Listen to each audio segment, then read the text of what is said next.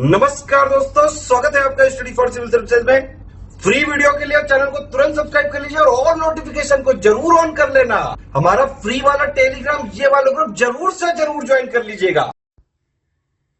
दोस्तों, निबंध लेखन की श्रृंखला में जो कि उत्तर प्रदेश लोक सेवा आयोग के द्वारा आयोजित होने वाली जितनी भी मुख्य परीक्षाएं हैं उनमें उपयोगी है, और उपयोगी नहीं बहुत ज़्यादा इंपॉर्टेंट है। मतलब इसका उपयोग कितना ज़्यादा है ये आप परीक्षा में समझेंगे। यहाँ विभिन्न शीर्षकों पर चर्चा चल रही थी और बहुत सारे शीर्षकों पे हमने अब तक बहस भी की है, डिस्कस किया है और उससे बहुत सार्थक बातों को सीखा भी है। लेकिन यहाँ पर ये विषय जो है ये पर्यावरण से भी जुड़ा हुआ है और मानवता से भी जुड़ा हुआ है, मानव वन्य जीव संघर्ष। इस पर आज हम लोग देखेंगे। प्रारूप आपके सामने है। प्रारूप बना लेना ये एक बुद्धिमान अभ्यर्थी की पहचान होती है। अगर आप मुख्य परीक्षा में एक संतुलित और व्यवस्थित बढ़िया प्रदर्शन करना चाहते हैं, आप अपने अंकों को सुनिश्चित करना चाहते हैं, मतलब उसे भगवान भरोसे नहीं छोड़ना चाहते हैं, तो ऐसी स्थिति में प्रारूप बना लीजिएगा, क्योंकि रणनीति हमेशा काम आती है और ये रणनीति है।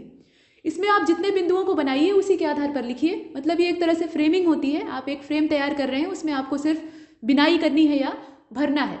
तो ये चीज़ है, देख लीजिए। इसमें संघर्ष का विस्तृत दायरा ये पहला बिंदु हो सकता है। देखिए प्रारूप यहाँ जो बना हुआ है बिल्कुल आप वैसा ही बनाइए, ये आवश्यक नहीं है। आप अपने तरीके से बना सकते हैं, उसमें कोई दिक्कत नहीं है। आप अपने ढंग का ढांचा बनाइए। आप जैसा उसके बारे में सोच रहे हैं उस हिसाब से ढांचा तैयार करिए। दूसरे के बनाए ढांचे में लिखना ये मुश्किल होता है। ये आपके लिए या किसी के लिए भी बहुत कठिन काम है, इसलिए खुद से बनाइए। यहाँ सिर्फ आपको एक हिंट दिया जा रहा है। तो संघर्ष का विस्तृत दायरा और संघर्ष किसके बीच में है तो यहाँ हम देख ही रहे हैं। उसके साथ साथ दूसरा जो इसमें बिंदु हो सकता है वो है मानव वन्यजीव संघर्ष के कारण और दुष्परिणाम।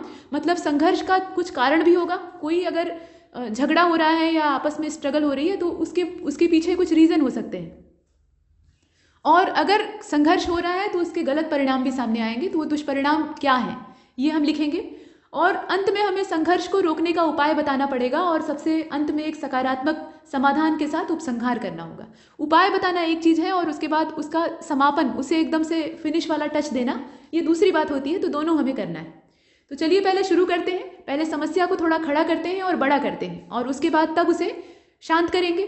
देखिए यहाँ पर 2 पंक्तियों से शुरुआत हुई है। आप चाहें तो ऐसे कर सकते हैं या कोई और तरीका अपना सकते हैं, या आप ऐसे भी कर सकते हैं कि कोई नवीनतम मानव और वन्य जीवों के बीच के संघर्ष की घटना है कि कोई जंगली जानवर जो है वो इंसानी बस्तियों में घुस आया है। ये आम घटनाएं हैं आजकल की, और इसीलिए ये जो टॉपिक है ये चर्चा का विषय है। आखिर ऐसे कौन से कारण हैं कि जो वन्य जीव हैं वो अपने निवास स्थान को छोड़कर मानव बस्तियों की ओर रुख कर रहे हैं, और मानव बस्तियों की ओर रुख कर रहे हैं तो वो मनुष्यों के लिए भी घातक सिद्ध हो रहे हैं, और मनुष्यों के लिए तो बाद में घातक सिद्ध हो रहे हैं। उनकी जान खुद जा रही है।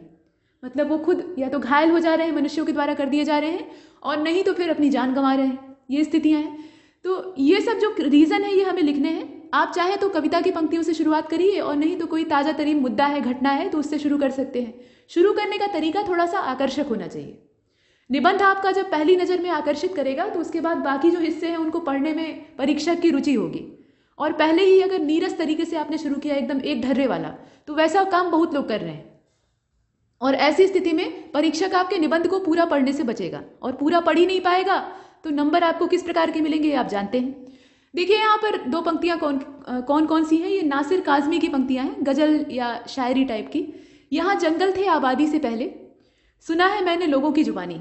मैंने यहाँ कहने का मतलब क्या है कि मैंने देखा नहीं है, मैंने सुना है। मेरे दादा या परदादा या मेरे जो पिता थे या अभिभावक, उन्होंने मुझे बताया कि यहाँ पहले जंगल हुआ करते थे और अब क्या है, इंसानी बस्तियाँ हैं। इसका मतलब ये है कि जंगल को काट कर इंसानों ने अपनी बस्ती बसाई है। मतलब जो वन्य जीव हैं उनका आवास हमने उजाड़ लिया है और वहाँ पर अपने आवास और अपने खेत खड़े कर लिए। अब बताइए, अब ऐसी स्थिति जब पैदा हो गई है तो वन्य जीव और कहाँ जाएंगे? जो उनका घर था उसमें तो हम लोग रह रहे हैं, तो वो कहाँ रहेंगे? और ऐसी ही स्थिति में वो पलायन करके मानव बस्तियों की ओर रुख करते हैं। तो चलिए देखते हैं। यह जो शेर है, और ये शेर जंगल में रहने वाला वनराज नहीं है, ये शेर जो है शेरो शायरी वाला है। यह जंगलों की वर्तमान स्थिति का बेहतर चित्र प्रस्तुत करता है। आवास के उजड़ने का कष्ट जो वन्य प्राणी झेलते हैं वह यहाँ से प्रतिबिंबित होता है। जंगली जीवों का आवास छीन कर ही हमने अपने घर बनाए हैं, तो इसलिए यहाँ पर उसे लिख दीजिएगा। और घटते जंगलों के कारण ही मानव तथा जंगली जीवों के बीच में टकराव की स्थितियां पैदा होती हैं। वस्तुतः यह क्षेत्र के विस्तार का संघर्ष है। मतलब क्षेत्र का विस्तार किसका? जो मनुष्य है उसकी आबादी बेहिसाब तरीके से बढ़ रही है, और ऐसी स्थिति में उसे रहने के लिए मकान चाहिए, खाने के लिए अनाज चाहिए, तो अनाज कहाँ से पैदा होगा? खेत से पैदा होगा। और काम करने के लिए फैक्ट्रियाँ चाहिए, उद्योग धंधे चाहिए। तो ये सब चीज़ें जब वो अपनी लगाएगा, बनाएगा, तो इसके लिए बहुत बड़े पैमाने पर भूमि की आवश्यकता होगी, संसाधनों की आवश्यकता होगी, प्लस ज़मीन भी चाहिए। तो ये सब चाहिए, तो ये मनुष्य कहाँ से प्राप्त कर रहा है? जंगलों को काट कर वहाँ पे साफ करके उनकी जगह बना रहा है। तो ये स्थितियाँ हैं, और मनुष्य यहाँ मतलब मनुष्य की विजय हो रही है, ऐसा आप लिख सकते हैं। देखिए, मनुष्य यहाँ तत्कालिक तौर पे जीत रहा है, और जो हिंसक और वन्य पशु हैं वो हार रहे हैं।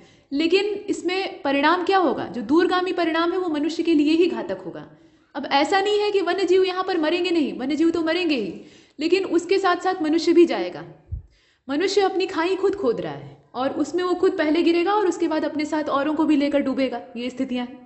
पिछले कुछ वर्षों की घटनाओं पर अगर ध्यान दिया जाए तो ये जो स्थितियाँ हैं ये तेज होने लगी हैं। पहले भी होती थी लेकिन अब बढ़ गई हैं, और इंसानी आबादी पर यह हमले तेज हुए हैं। निर्वनीकरण की गति भी उतनी तेज है, जंगल बहुत तेजी से उजड़ रहे हैं। तो ऐसी कंडीशन में ये परिस्थितियां आम हो गई हैं। वनों के आसपास बाघ, तेंदुए, हाथी, भालू, इस प्रकार के जो जीव हैं वो भोजन की तलाश में आवास के उद्देश्य से हमलावर होते जा रहे हैं। मतलब उन्हें भोजन चाहिए और जंगल में भोजन उपलब्ध नहीं हो रहा है, तो ऐसी कंडीशन में वो अटैक कर रहे हैं, हमला कर रहे हैं। और स्थितियां यहाँ तक गंभीर हो गई हैं कि भारत के अनेक अंचलों में जंगलों के पास खेती करने वाले जो किसान हैं वो नवीनतम फसलें बो रहे हैं और खेती करना छोड़ रहे हैं। मतलब नवीनतम फसलों के बोने का मतलब क्या है? ऐसी फसलें बो रहे हैं जो कि वो पशु न खाते हों, भले ही उनकी आवश्यकता वाली वो फसल ना हो। जो उनकी आवश्यकता का अनाज था उसको उगाने में डर रहे हैं। जैसे उत्तर भारत में अगर देखा जाए मैदानी क्षेत्रों में, तो जो नीलगाय होती हैं, गाँव में उसे घड़रोज कहा जाता है, तो वो जो नीलगाय होती हैं वो हिरन के परिवार की पशु होती हैं और बहुत तेजी से खेत चरती हैं। और उनके डर से किसानों ने दलहन उगाना कम कर दिया है। अरहर की दाल अगर बोएंगे, मतलब अरहर के खेत लगाएंगे, तो रातों रात नीलगाय खाकर साफ कर देती हैं। तो ऐसी कंडीशन में जो किसान है उसको उगाने से बचते हैं। तो इस प्रकार की परिस्थितियां हैं। और यहाँ पर जो केरला का हथिनी वाला मामला था उसको आप शुरुआत में भी डाल सकते हैं। वो भी एक मानव और वन्यजीव संघर्षों का ही परिणाम था। वो बेजुबान हथिनी जो है वो इसी महत्वाकांक्षा की भेंट चढ़ जाती। हालांकि ये सत्य है कि उसको मारा नहीं जाता है, मतलब कोई हत्या नहीं करता है, लेकिन जिस पर्पज से वो पटाखे भरे हुए फल रखे गए थे, तो वो पर्पज जो है वो हथिनी के ऊपर सिद्ध हो जाता है। फिलहाल देखिए, तो यहाँ पर आप ये जो घटना है ये बीच में लिखी हुई है, आप चाहें तो इसे शुरू में लिख सकते हैं। देखिए, यह कागजी आंकड़ा है। मतलब जो लोग कहते हैं कि किसान अपनी फसल बदल कर और नई फसलें बो रहे हैं, बेचारे किसान, तो उसकी जगह पे ये कागजी आंकड़े को हटाइए, जरा वास्तविकता की ओर चलते हैं। देखिए, कुछ इलाकों में फसलों की रक्षा हेतु इंतजाम भी किए जाते हैं। और इंतजाम कैसे होते हैं? कटीली बाड़ें लगाते हैं, और कटीली बाड़ें लगाएं वहाँ तक तो ठीक है, लेकिन पटाखे और विस्फोटक भरे हुए जो फल हैं वो अपने खेतों की सीमाओं पर रख देते हैं। जो जंगली बोर होते हैं वो उनकी फसल नुकसान पहुँचाते हैं, फसलों को नष्ट करते हैं। ये दक्षिण भारत की बात हो रही है, जो पश्चिमी घाट वाला क्षेत्र है वहाँ पर। तो ऐसी कंडीशन में वो पटाखे भरे हुए फल रखते हैं और जो पशु हैं उनको खाते हैं और उसके बाद मृत्यु को प्राप्त होते हैं, आप जानते हैं। खेतों के चारों ओर लोहे की बाड़ लगाकर उनमें करंट दौड़ा दिया जाता है। अब सोच लीजिए, नृशंसता की एकदम जो चरम सीमा है उसको हम देख रहे हैं। और केरल में जो गर्भवती हथिनी की हृदय विदारक मृत्यु होती है, मतलब बहुत आसानी से वो नहीं मरती है, कितनी तड़पती है ये आपने देखा होगा। और घायल होने के बाद भी उसका इलाज संभव था, लेकिन वन विभाग वहाँ पर सो रहा था और लोग भी सो रहे थे साथ में। मानवता सो गई थी, वो भटकती रही, मदद मांगती रही और कोई मदद नहीं किया। तो अंत में हाथी इतने बुद्धिमान पशु होते हैं कि वो जब जान जाते हैं कि उनका अंत नज़दीक है, तो वो कहीं ना कहीं अपना जगह चुन लेते हैं और वो एक तालाब में घुस जाती है और वहीं पर अपना प्राण त्यागती है। तो ये भयंकर स्थितियाँ थी। और वो मुंह के क्षतिग्रस्त होने से नहीं मरती है। जो उसकी पोस्टमार्टम की रिपोर्ट आती है उससे पता लगता है कि उसके फेफड़े में पानी भर गया था और इसलिए मरी। अब आप उस नृशंस घटना को अभी भी याद करके सिहर सकते हैं। तो वो स्थितियां हैं। कुल मिलाकर बात यह है कि मनुष्य जो है वो अपना घाटा कभी नहीं झेलेगा। वो पशुओं को खिलाकर अपना घाटा वहाँ बर्दाश्त नहीं करेगा। वो उसका दूसरा विकल्प तलाशेगा, यानी खेतों को एकदम से या तो करंट लगा देगा और नहीं तो पटाखे भरे हुए फल वहाँ पर रख देगा, जिससे कि जानवर जो है वो आहत हो। ये बात है। अब इसके बाद देख लीजिए, यहाँ पर खेती का जो वन के मुहाने तक पहुँचना, ये सबसे बड़ा संकट है और इसीलिए मानव वन्यजीव संघर्ष जो है वो बढ़ता जा रहा है। इसके पीछे सरकारी नीतियाँ भी उत्तरदायी होती हैं। वन्यजीव संरक्षण अधिनियम ने व्यक्तियों को उनके जानवरों के लिए चारा लाने या फल, जड़ी बूटी, ईंधन इकट्ठा करने के ऊपर अंकुश लगा दिया है और कृषि पर उनकी निर्भरता और ज़्यादा बढ़ गई है। मतलब पहले जो उनका पहले वाला व्यवसाय था, जो कि वो पारंपरिक तौर पे करते थे, वो व्यवसाय उनसे छिन गया है और इसके पीछे जो गवर्नमेंट की स्कीम्स हैं वो उत्तरदायी हैं। हालांकि वो जो योजनाएं चलती हैं वो भी भलाई के लिए ही होती हैं, लेकिन उसका कुछ साइड इफेक्ट होता है, तो वो ये साइड इफेक्ट है। अब इसके बाद देख लीजिए, यहाँ पर आप लिख सकते हैं कि खेती के लिए जमीन की आवश्यकता भी बढ़ गई है, जंगल को साफ करके कृषि कार्य का रिवाज निकल चुका है, और पूर्वोत्तर में अगर आप देखिए तो ये बहुत बड़े पैमाने पर होता है, और संघर्ष में नुकसान दोनों पक्षों का होता है, लेकिन बेजुबान पशु यहाँ ज़्यादा घाटे में रहते हैं। इसे आप देख रहे हैं। प्रकृति का संतुलन चरम सीमा पर होता है। जानवर जब इंसानी बस्ती में घुसने की भूल करता है तो परिणाम उसके लिए जानलेवा होता है। वन विभाग हमेशा उदासीनता दिखाता है और ग्रामीण उत्तेजना में क्रूर बन जाते हैं। गांव के लोग जो हैं वो तत्कालीन जो कुछ मौसमी फसलें होती हैं, हालांकि किसान जो है वो अपने खून पसीने से उस फसल को सींचता है, इसमें किसानों का भी दोष नहीं होता है, लेकिन इतनी ज़्यादा नृशंसता अनाज के दाने के लिए अगर आप किसी के प्राण ले रहे हैं तो ये सही नहीं है। ये किसी भी मतलब मानवता की दृष्टिकोण से या कानूनी दृष्टिकोण से ये सही नहीं है। तो ये वाला जो काम है ये लोग करते हैं। और उसके बाद उत्तराखंड में एक दशक में करीब 160 से भी ज़्यादा हाथियों की मृत्यु हो जाती है, तो यह भी चिंतनीय विषय है। जिम कार्बेट हो या जितने भी नेशनल प्रभाग या पार्क हैं, वहाँ पर हाथियों की स्थिति इस समय चिंता का विषय है। टाइगरों की संख्या तो हमने बढ़ा ली, बाघों का अच्छा खासा हमने कुनबा तैयार कर लिया, और वर्तमान में पूरी दुनिया में अगर सबसे ज़्यादा बाघों की तादाद देखें तो हमारे देश में, लेकिन हाथियों की संख्या बहुत तेज़ी से कम होती जा रही है। और एक अनुमान है, मतलब रिपोर्ट का अध्ययन है कि भविष्य में ये भी डायनासोरों की तरह गायब हो जाएंगे। मतलब हम इन्हें सिर्फ किताबों में देखेंगे या इनके जीवाश्मों को देखेंगे, ये बातें।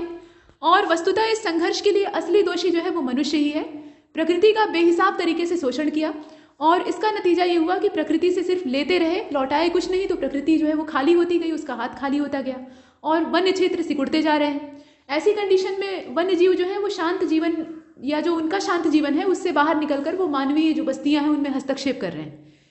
कोई भी जो जंगली जानवर होता है, अगर वो इंसानी बस्तियों में घुस रहा है तो इसका मतलब ये थोड़ी है कि वो सोफे पे बैठने के लिए और टेलीविजन देखने के लिए आता है। उसे भूख लगी है, उसका आवास उजड़ चुका है, और जंगल की जो स्थितियां हैं वो इसके लिए अनुकूल नहीं है, तब वो वहां से पलायन कर रहा है। ऐसी कंडीशन है। और घास के मैदानों के घटने से शाकाहारी जो प्राथमिक उपभोक्ता है उनकी संख्या घटी है, और इन पर निर्भर रहने वाले जो मांसाहारी हैं वो भूखे रह जाते हैं, उनकी तादाद उनकी तुलना में ज़्यादा है। ये जो हम लोग पढ़ते हैं ना, मतलब खाद्य श्रृंखला, तो खाद्य श्रृंखला में हम देखते हैं कि नीचे जो सबसे प्रथम स्तर होता है वो उत्पादकों का होता है, यानी हरे पौधों का होता है, और उन हरे पौधों पर निर्भर रहने वाले शाकाहारी जीव होते हैं, और उन शाकाहारी जीवों को खाने वाले कुछ मांसाहारी प्राणी होते हैं। इस प्रकार से ये क्रम चलता है। और जब बहुत सारी खाद्य श्रृंखलाएं एक में उलझती हैं तो खाद्य जाल बनता है, और ये खाद्य जाल पूरे पारितंत्र का निर्माण करता है। ये एक पर्यावरण का तरीका है, प्रकृति का तरीका है, लेकिन इसमें डिस्टर्बेंस पैदा हो रहा है, और इससे फिर ये जो स्थितियां हैं ये पैदा हो रही हैं। इसके बाद आप देख सकते हैं मानव ने अपने आनंद और सुख के लिए किस सीमा तक वन्य जीवों को पीड़ित किया है, यह सरकारी दस्तावेजों से जाहिर हो जाता है, हालांकि उसमें कागजी आंकड़े होते हैं। केंद्रीय पर्यटन मंत्रालय ने एक सर्वे में कहा था कि सबसे पुराना हमारे देश का नेशनल पार्क है जिम कार्बेट, वहां पर औद्योगिक अतिक्रमण बहुत तेजी से हो रहा है।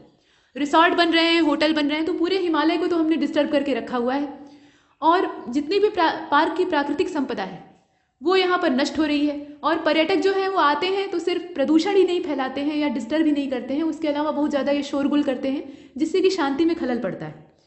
अब यहाँ देख लीजिए, कुछ कारण और भी उल्लेखनीय हैं, जैसे कि लकड़ी की तस्करी है, या जंगली उत्पादों की चोरी है, पेड़ों की गैर कानूनी काट छांट है, या वन्य उत्पादों का जो लालच है वो इंसानों को घने जंगलों की ओर घसीटता है, और घने जंगलों में जाकर ये अपना जो वसूली करने का काम है वो करते हैं, और ऐसे में इनके ऊपर जो जंगली पशु हैं वो अटैक करते हैं, फिर दोनों के बीच में संघर्ष होता है, कोई एक मारा जाता है। ये कंडीशन है।